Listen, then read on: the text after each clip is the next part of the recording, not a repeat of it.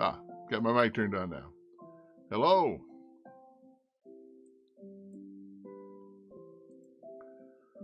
I'm glad you could join me this evening.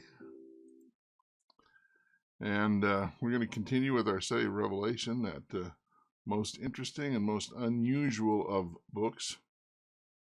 I got another switch or two to flip here. All right.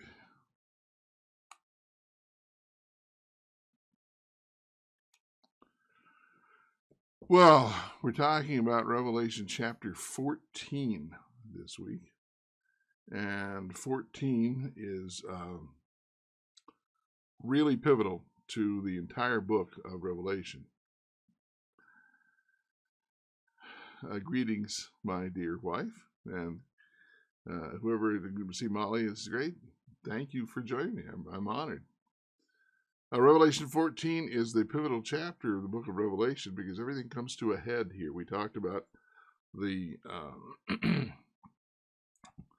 the structural architecture of the book of Revelation, and in chapter 11 we suddenly have the Ark of the Covenant appearing, which is the Day of Atonement, and in the Jewish eschatology that is symbolic of the last of all things.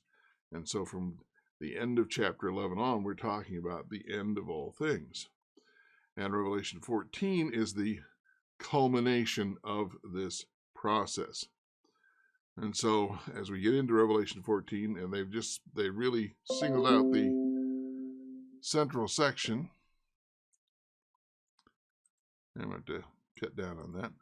All right, central section, because it is the central point. There's the 144,000, which are pictured at the beginning, and then the harvest scene at the end.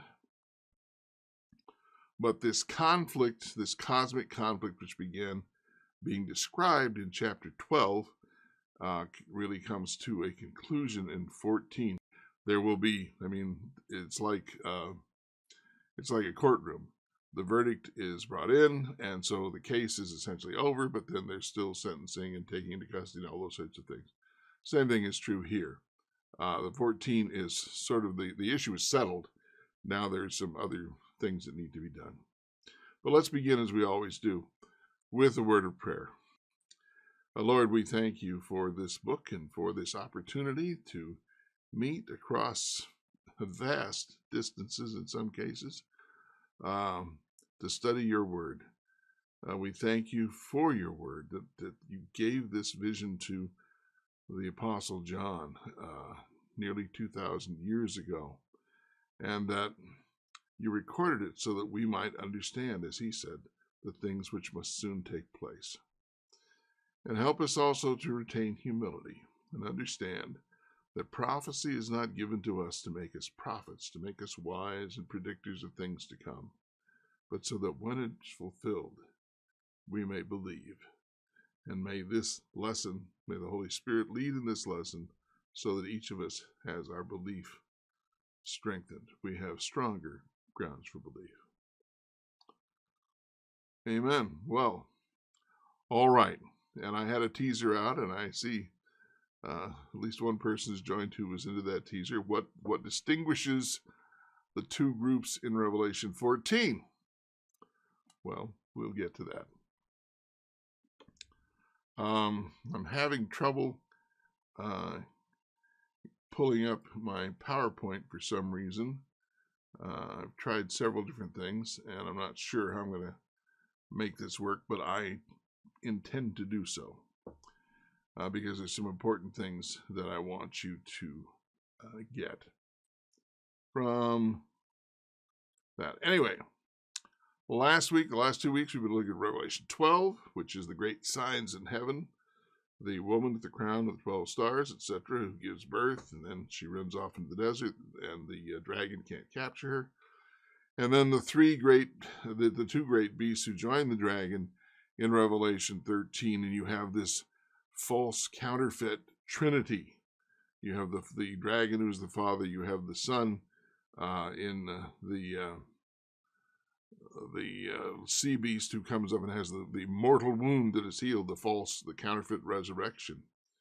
And then you have the Holy Spirit, the spiritual third beast from the land who permits all these wonders and miracles and things and deceives people by the strength of these miracles. So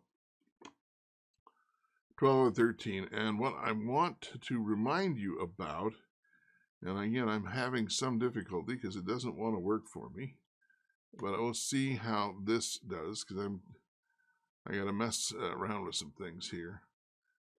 And that is, well, if I can find it now. I had it just a moment ago. Oh, well, isn't life interesting? All right, well, I'm going to I just don't have it in front of me, and I'm not going to be able to pull it up. For some reason, it's not acting properly, and technology's fun. Anyway, remember that we talked about this last week, that in Revelation 13, the issue is one of worship, and I can highlight that pretty readily. In the whole book of Revelation, the word for worship occurs 12 times. In fact, I did a search on that. Nope, don't have it in front of me here. But I did a search on Revelation. The word worship occurs 12 times in Revelation. 5 of them occur in Revelation 13 and 14, because the issue is one of worship. Now, before this, remember, the first commandment is, "Thou shalt have no other gods before me," and the sea beast causes everyone to worship the dragon, and the land beast causes everyone to worship the image of the sea beast. And so they violate the first command. The second commandment is no graven images. And of course, the third beast, the land beast, causes them to make an image of the beast. And then the third commandment is not to use the Lord's name in vain. And we find that the sea beast has blasphemies written all over his heads. And we also hear that they speak blasphemy. So in Revelation 13, the first 3 commandments of the 10 commandments have been specifically violated, specifically attacked, if you want to think of it that way. And so we always talk about there are 2 tables. The first table of the 10 commandments deals with one's relationship to God, and then we've mentioned 3 of those. There are 4 commandments there. And that's what happens here, is that worship becomes really important. Worship is really important in both these chapters, but the 4th commandment comes into play in Revelation 14.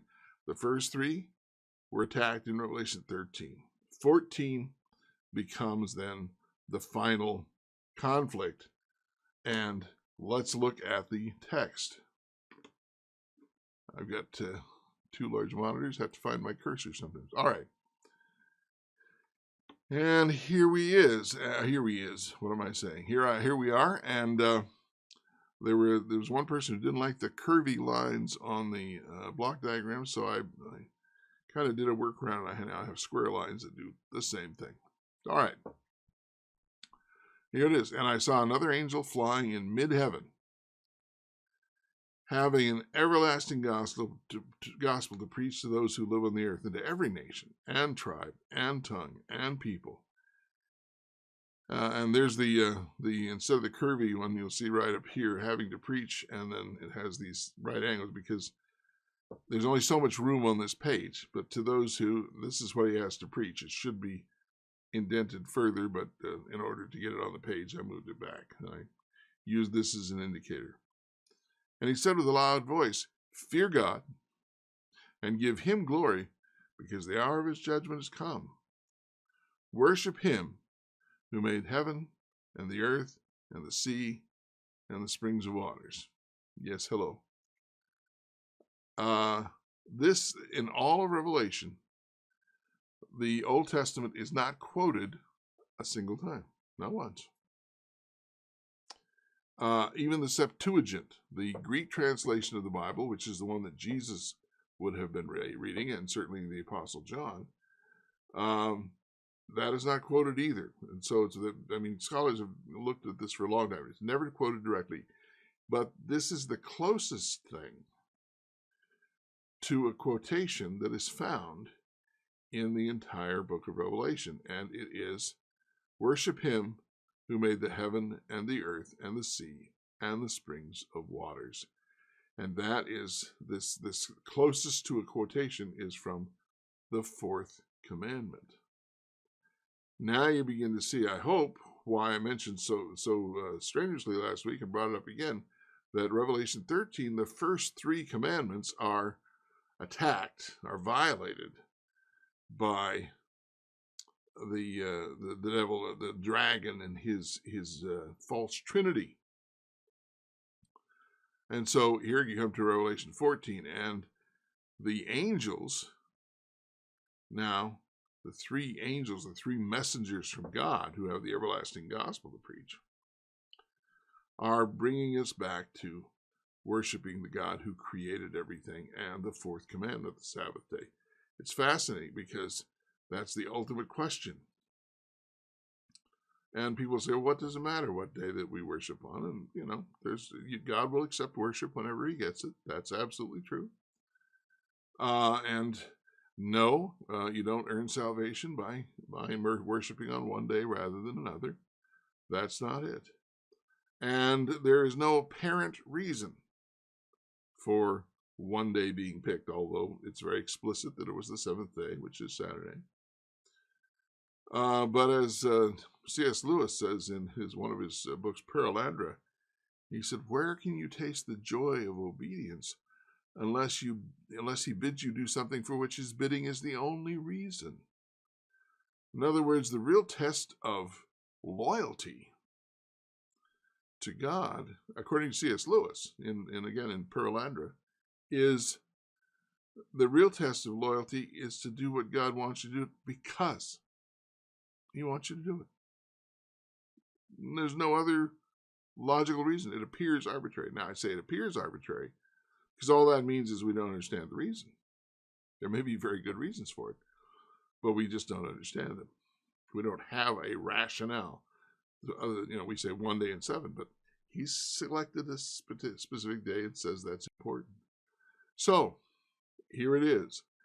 1, 2, and 3 have been attacked, and it's almost as though God makes his final stand, or Satan makes his final attack, depending on how you would look at it, on this particular issue. And I put in my teaser earlier today that one group possesses something that the other is specifically said they do not have. And we'll get to that, I promise. So the first angel comes and he says, "Give glory to God, worship him who made heaven and earth and the springs of waters." And I'm trying something new. I put the noun-verb combinations in these blue boxes to show you how the central action of these verses. And another angel, a second one, followed, saying, "Fallen, fallen is Babylon the Great." Now, fallen, the reason it's repeated, this is for emphasis. And by the way, this is not Babylon will fall. This is not that the opponent of God will be destroyed. It has fallen. This is past tense. When the second angel begins to give his message or her message, it is already that Babylon has already fallen. "She who has made all the nations drink of the wine of the passion of her immorality." Now, when we talk about immorality, especially in the context of worship and the Old Testament, because the Old Testament is the key to understanding the book of Revelation. Immorality always was false worship in the Old Testament. God said that Israel went whoring after other gods. There was this idea of infidelity, of unfaithfulness. And that is what Babylon is noted for. She is unfaithful. She has the passion of her immorality. All the nations drink. And what has happened is that not only has she prostituted herself by going after false religion, she has induced, it says made, all the nations to join this, to participate in this, to do the same thing, which is to worship false gods, to worship a false god. And that is why she's fallen. And I mentioned this earlier. Jezebel is mentioned once, a literal person in the churches, but Jezebel, the symbolic character, the harlot king of Israel, the harlot queen of Israel, because remember that Jezebel is the queen of Israel. Ahab is the king of Israel, her husband, and Jezebel is the queen of Israel. Don't forget that. We will really want to know that in a week or so. And I know people are always shocked when we get there, but it's undeniable. So Jezebel is always there, always present, just as Elijah is present in the whole thing, even though he's rarely named or even alluded to. There's this forerunner of Christ. Then another angel followed them, a third one. So, and by the way, these are not sequential in that the first angel gives the message and then stops, and the second angel gives the message and then stops, and so forth. This is additive.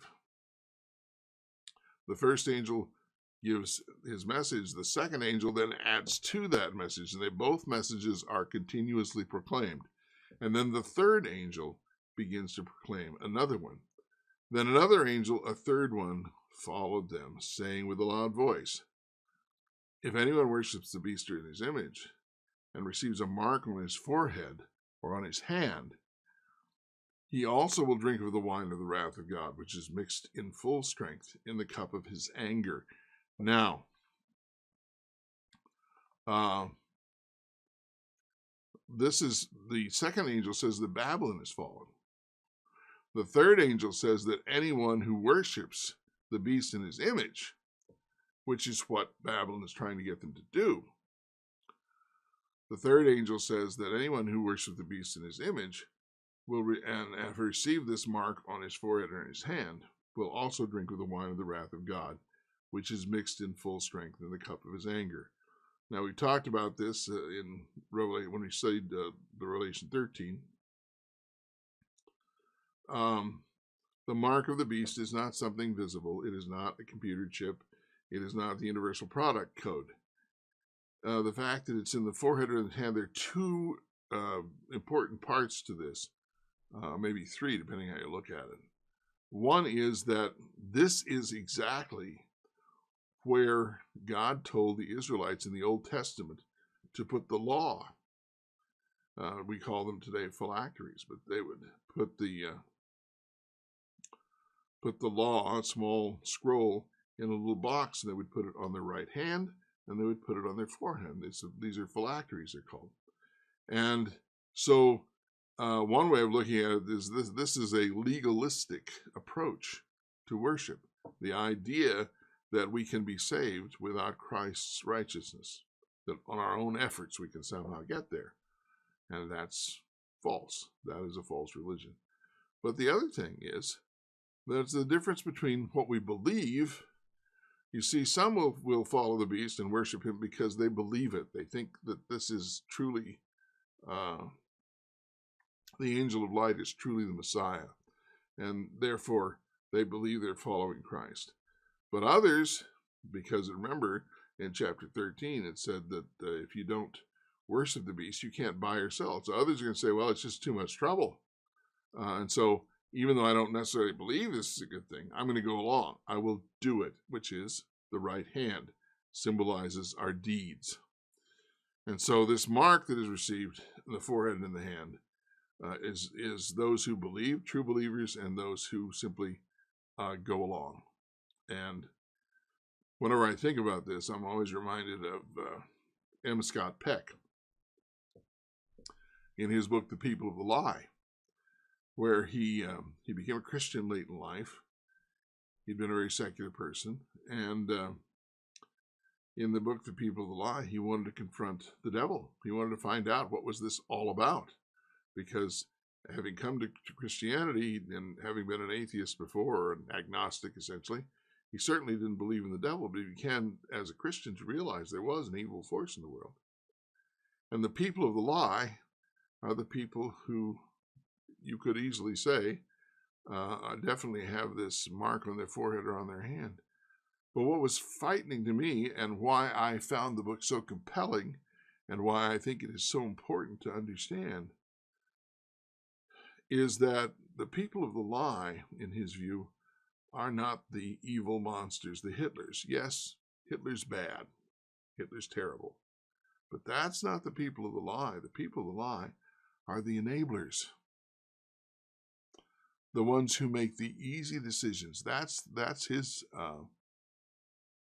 his definition of the people, the ones who make the easy choices. And boy, that's frightening, because that's convicting to me. And that's one of the ways, by the way, that I know that it is an important truth. I mentioned it here before. Ezekiel 9:6 talks about symbolic vision, about going through Jerusalem and putting a mark on the forehead of all those that sigh and that cry for the abominations that are done in Jerusalem. And then he says the next angel is to go and to slay utterly everyone who does not have the mark. This is, in other words, those who are sighing and crying for the evils within God's house, Jerusalem, because it's easy for us to condemn those outside the church. It's much more important and more difficult for us to understand the evil that we are part of when we're inside the church. And then he says, and begin at my sanctuary. Judgment, as Peter then quotes this passage, saying, judgment begins at the house of God. And that's why I found the people of the lie so compelling, because all of us, even those who are in the church and profess to be Christians, it's so easy. That's the whole point. It's so tempting to make the easy choice, to take the passive view, to remove ourselves rather than to do what we know needs to be done. Anyway, and so when we look at these people who have the mark on the hand and on their forehead, they're not necessarily people who appear on the outside to be actively evil. They may just be going along. And again, that's frightening to me, because it's a temptation we all suffer from. How much effort do we put into a given situation? But anyone who has this mark, here, the mark of the beast, and we had in Revelation 13, it was in the name of the number of his name, and understand that in the Bible, in the Old Testament especially, and certainly here in this symbolic use, names are character. I've mentioned it repeatedly because it bears repeating. Jacob is the supplanter because he's born grabbing his brother's heel, and not only that, I mean he deceives his father, he steals the birthright. He's really a crooked fellow. But then when he faces up to his responsibility, he wrestles God, literally, Israel. He who contends with God, that becomes his name. He who contends with God. And so his character is changed, and so his name is changed. And there are lots. Abram means father, but after he mistakenly fathers Ishmael, and I don't mean that he wasn't supposed to. Then he becomes Abraham, because he'll be the father of many nations, not just one. He's not just a father now; he's a father of more than one nation. That's what God tells him. So his role, his character has changed. His name changes, and so the mark of the beast is the character of the beast, and the mark of the seal of God is the character of Christ. And that is what is so important about the mark and the seal, is that the seal, of course, is only the forehead. It has to be something we wholeheartedly believe, and then that will work its way out in our actions. Okay, so the first one, the first angel says, worship the God who created everything, and comes as close as ever happens in the book of Revelation to quoting the Old Testament, and it's the fourth commandment, the Sabbath commandment. The second angel says that this false institution, Babylon, and by the way, you may have noticed, some will certainly, you may have noticed that I have not identified a particular institution as Babylon, and I'll tell you why. It's easy to focus on an institution. And since Luther, at least, and certainly many churches have said that Babylon is the Roman Catholic Church. But the problem with that, in my view, is this. First of all, I had a very dear friend. She's deceased now, but a very dear friend who was a wonderful person, a wonderful Christian, who was Catholic. I don't believe she's going to be lost. The other problem with this is that, well, okay, I'm not a Catholic, so I'm okay. Or instead, I belong to my denomination, and so therefore I'm going to be saved. It doesn't work that way. It just doesn't work that way. Plus, these movements are bigger than human institutions. And that's the whole point of what we see in these two chapters, is that there is a worldwide movement bigger than any institution, where one group is coming to fruition to become like the one they're following, the beast, and one is group coming to be like Christ. That's the character of the Lamb. Yes, the Sabbath, Brahma, is God's seal of his authority as a creator. I don't disagree with that. I just don't stress it personally. It's okay. It's good. It's a good point. But I don't stress it personally because I want to see what I believe are the enormous issues at stake here. And yeah, he's the creator. And what I mean by that is, again, that these are larger than institutions. These are movements of people that cross continents and time zones.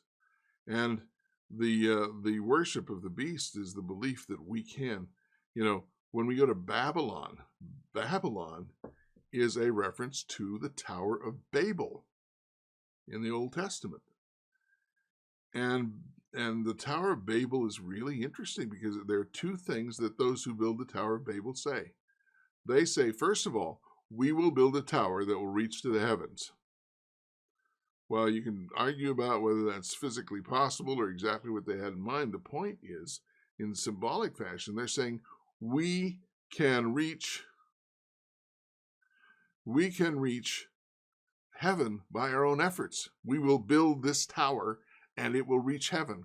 So Babel is, in one sense, yes, it's confusing, the confusion of the language, but it's also this sense that by human efforts we can reach heaven. That is false. The other thing is, and this will fit right in, they say that we will make a name for ourselves. And again, symbolically here, they're saying we'll make our own character and we'll reach heaven by our own efforts. That is at the heart of Babylon, much more than any other institutional thing. So if you take those two parts as Babylon, then again, we'll build a tower that reaches the heavens. We will, by our own efforts, reach heaven, and we will make a name for ourselves. We will make our own character, which will get us into heaven. It's good enough to get us there. That is what Babylon is about. That's what Babel is about and what Babylon is about. And that is in my heart. I want to do that. I want to think that I can do that. I want to think I can make my own character. I want to think that I can reach heaven by my own efforts. Of course, I can't. And that is ultimately the difference. We realize that we can't. A number of years ago, I was teaching computers at the local community college, and I had to be in the computer lab, and this one young man was writing, we're talking the 1990s, this one young man said I was helping with his word processing, and he's writing a piece about how there were so many religions and they were all confused. They were all wrong. And I helped him with his word processor, made sure he got what he wanted. And I said, that's interesting paper there you have there. I said, I'm really interested in this idea of all the religions and all the confusion. Is it, I said, how many religions do you think there are? Oh, hundreds or hundreds. And he looked at me and said, how many do you think there are? And I said, well, I think there are basically two. And he looked at me, of course, like I had horns or something. It was very strange. And I said, well, the religions boil down to two basic ideas. One is that we can be perfect on our own, and the other is that we need help. Those are the two basic religions that I see. And I still think that that's basically it. Those who worship the beast, they worship him because they think they can be good enough. And this will be demonstrated, the futility and the ridiculousness of this idea will eventually be demonstrated when, after the resurrection, later on in Revelation, when they try to take the holy city. That's crazy. But you have to be a total, I'm sure someone will correct me, but, a pathological narcissist to think that you can do this. But they do. That's what happens. So, and the other one says, I can't do it. I just can't do it. And that means I need someone to do it for me. Anyway, those are the two religions. That was my answer. It was interesting conversation I had with that young man. So that's what we see here. There are those who think they believe that they can do it, and they try to do it, or they just go along. And there are those who understand that the Lamb is their only. A definition for religion. The definition for religion is I don't know if I can say it off the top of my head, but it is a system of beliefs that explain reality in totality. Something like that. And therefore tells us what to do, how to live. Probably in our day, in the Western world, in the affluent world, probably the biggest, there are two major religions right now, which are not Christianity, although people are affiliated with the Christian church. There are two people live according to two religions. One of them is scientism, not science, but scientism, which is the belief that science can explain everything, and that therefore we live according to scientific. This is why a lot of people are becoming atheists, and there are others, but I think that's one of the big ones that certainly one that C.S. Lewis warned us about in several of his books, including Miracles. All right. Yep, we don't bring anything to this equation except our great need. So, the first angel, worship the Creator, and that is linked to the fourth commandment. Second angel, the false religion is already falling. It's fallen around you. It's dead. You don't realize it yet, but it's over with. Because the devil was defeated at the cross. It was gone. And he knows that his time is short. We just read that recently.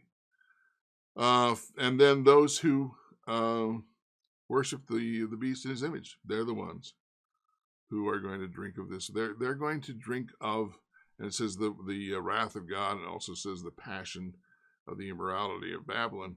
What it is they're going to reap what they have sown. They're going to experience the consequences of this belief. Because if you believe that you can be perfect and you set about to do that, you will do evil. And even if you just go along, as we say, you become one of the people of the lie.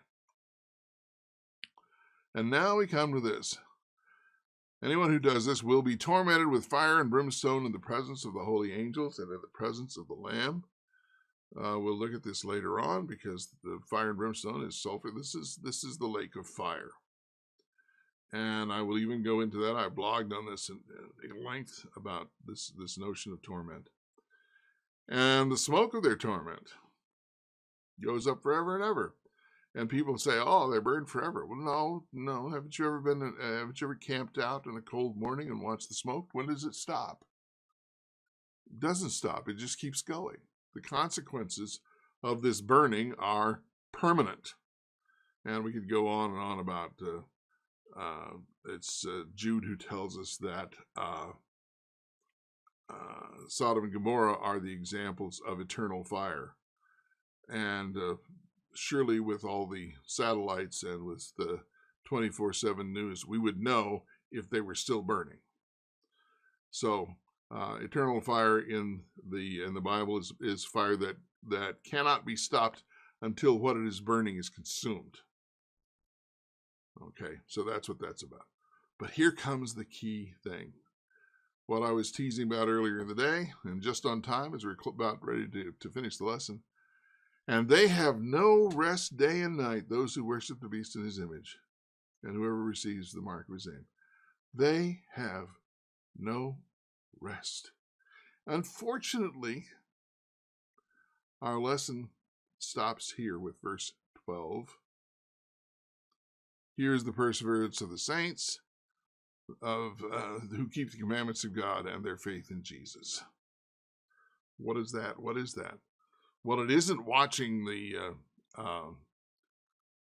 evil be tormented. That's not the patience of the saints.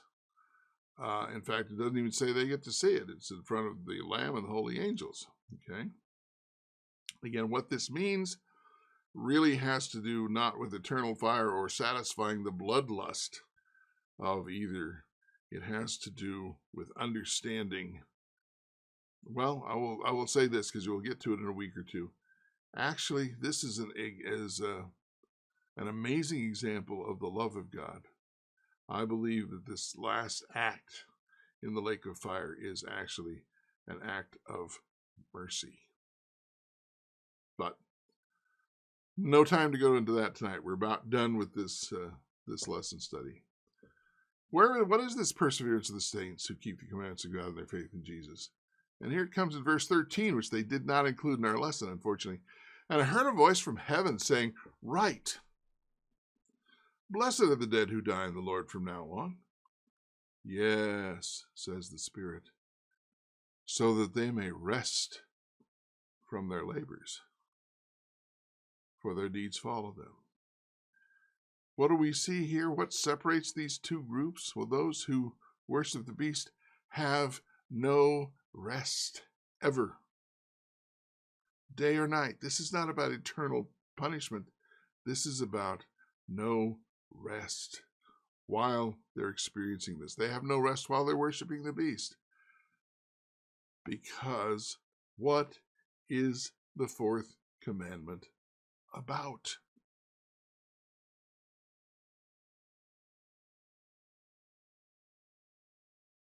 On the seventh day, God rested from the work that he had made. It doesn't mean that he was tired. It means that he ceased to do this and he began to enjoy. That's a whole other study in Genesis, which I'm doing right now in my church. That the seventh day doesn't have in the evening and the morning of the seventh day, because the job of creation is complete, and now God, it's like you finished building the house and now you move in and you live in the house. You enjoy living in the house. This is what you built it for. And that's the rest. We have the rest of living kingdom life. Even those who are dead, then, according to this, are enjoying kingdom life. They're resting in the Lord, Psalm 37 says. But those who worship the beast have no rest ever. And again, we had go through this one more time. In Revelation 13, we had the first commandment assailed because it says to worship only God, and the second beast has them worship the dragon, and the third beast has them worship the image of the beast. So that's false worship. And the second commandment is no graven images, and the third beast, the land beast, has them make an image to the beast. So they violate that commandment. The third commandment is not to take the name of the Lord in vain, which is misusing God's name. It isn't particularly about what we think of as profanity. It's more about incantation and misrepresentation of God, blasphemy. And that's it. The sea beast has blasphemous names on his heads, and he speaks blasphemies. This is what happens. So the first three commandments were contested by the dragon in Revelation 13. And in Revelation 14, it's the fourth commandment. And look what happens. He contests it, but his followers have no rest. Whereas even those who have been martyred, who have suffered great things for the Lamb, they have rest. And that is the distinction. One, we're told specifically in this text that those who worship the beast have no rest. And we're also told that even those who die in the Lord have rest. They have rest. So, I don't know what you think about that. But that's basically my take on Revelation 14. Any more questions or comments? But this is all about understanding that this is another thing. I had an article in Science many years ago now. I talked about the Sabbath and how important it was. And someone said, "Oh no, when you keep the Sabbath, you are attempting to reach heaven by dead works. They're dead works because you're." And I said, "No, I don't keep the Sabbath in order to be saved." Yeah, that's right, brother. No assurance, no rest. In fact, the symbolism of she said, Christ was dead on that day. So this is the dead works. And I said, no, it's not. Because when Jesus died on Friday before sundown, he said, "It is finished." And this was a cry, not of resignation, but of triumph. In fact, it is an echo of what God said after the sixth day of creation. It is finished. He had finished his work, and so he rested from his work. The Sabbath is the only 24-hour period that Christ was in the grave. And so after creation week, he rested on the Sabbath day. And after redemption week, he rested in the tomb. And so when I rest on the Sabbath, I am not trying to work my way to heaven. I'm not getting credit for heaven. I am resting in what Christ has already accomplished on my behalf as he rested in the tomb. I don't have to worry about those things. And so here we have, again, I wish they hadn't ended our lesson with verse 12, because verse 13 shows this distinction. So I put the teaser up early today. Those who worship the beast in his image have no rest, and those who worship the Lamb have rest. That's what separates these two groups in Revelation 14. So we see after the contention over the first three commandments in Revelation 13, the contention comes over the fourth commandment in Revelation 14. And as we should have expected, the defeat of Satan, the defeat of Babylon is already accomplished. Babylon is fallen, not will fall. Don't wait around to see some great earthly power degenerate and fall into ruin. It is in ruins. It's already in ruins. There's nowhere to go. And that's one of the great things. Another answer to I mentioned this when we talked about the trumpets. The saints under the altar in chapter 6 say, "How long, O Lord, until you judge?" And they're under the altar where the blood of the sacrifice is poured out. And the idea is their lives are poured out in sacrifice. And they're saying, "God, when will you judge?" And when the trumpets begin, the first trumpet is about I believe the destruction of Jerusalem, which was the first persecuting power. But the great thing about this is that the vision of the trumpets was in AD 95 approximately. But the fall of Jerusalem had taken place in AD 70. I always love to say, before they call, I will answer. And that's what's happening throughout Revelation. Yes, there's a long time period that is being described here where this dying serpent, this dying power, lashes out and causes pain. But it's a defeated foe. Okay? Again, if you've heard this before, you've been to some of these lessons. It's like Gettysburg in the Civil War, or it's like the Battle of the Bulge in World War II. After this decisive battle, everyone knows who's going to win. The foe is defeated; they're just not yet destroyed, and that's where we live in this earth. Satan was defeated at the cross; it's over. That's not a question. The question is simply how long it's going to take before he's completely destroyed. We don't know that answer, but what we do know is that victory is ours. We're more than conquerors in Christ because Babylon has fallen. And these terrible things, he knows his time is short. He's not going to win, so he wants to take down as many as possible with him. But we have, again, and I hope I have shared this sufficiently throughout these lessons, that Revelation is a book of hope and joy and amazing promises. Yeah, the devil's going to do bad things. He, what do they say? Hater's going to hate. He does what he is. He's the accuser of the brethren. He brings misery wherever he goes. But he's not going to win. He has lost already. And we can move forward with that kind of confidence. There's so many things in the book of Revelation. 22 chapters in 13 weeks is really a killing schedule. But I hope you've enjoyed this. I hope it is beginning to make sense. And I hope you begin to see this grand narrative of Revelation itself. And don't lose track of it, because there are more things that are going to happen. And they're just as fascinating. We've just had the three messengers from God. First of all, we had the dragon pursuing the church and pursuing her seed. And then he calls up his false trinity because he needs reinforcements. And now we have these three angels. Well, guess what? We're soon going to have three evil spirits like frogs. Okay? So you have you see this move and counter move taking place in the book of Revelation. But again, understand that Satan, Lucifer, that dragon, as John says, he's not forcing the action. He's not directing what's happening. It's the Lamb.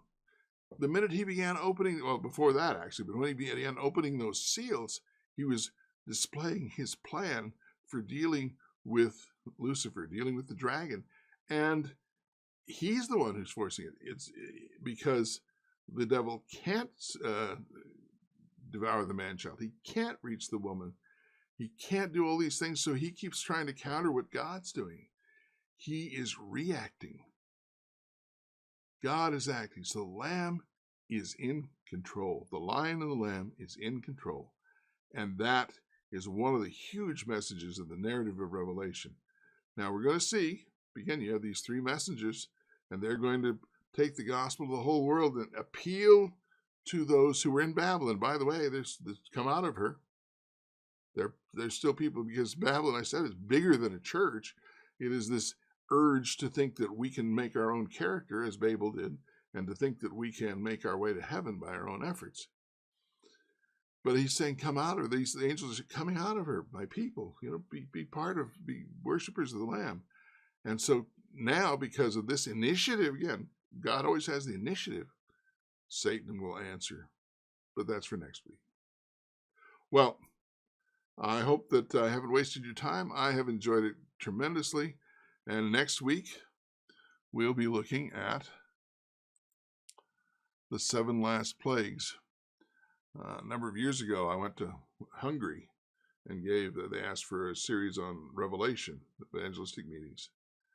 And I talked about the 7 last plagues because I did it by talking first about the 7 first plagues. Well, we'll look at this in a week. thank you for joining me. I did want to mention someone has requested a transcript of these lessons, and I need to see if you put a comment under here, or when I put this up on YouTube, you can put comments there if there's any demand for that. It's not an inexpensive process for me to do, but if there's a sufficient demand, I might do that. We'll figure out how to make that work. Anyway, until next week, blessings upon you, and may you find hope and joy and rest in the Scriptures. Till next week, then.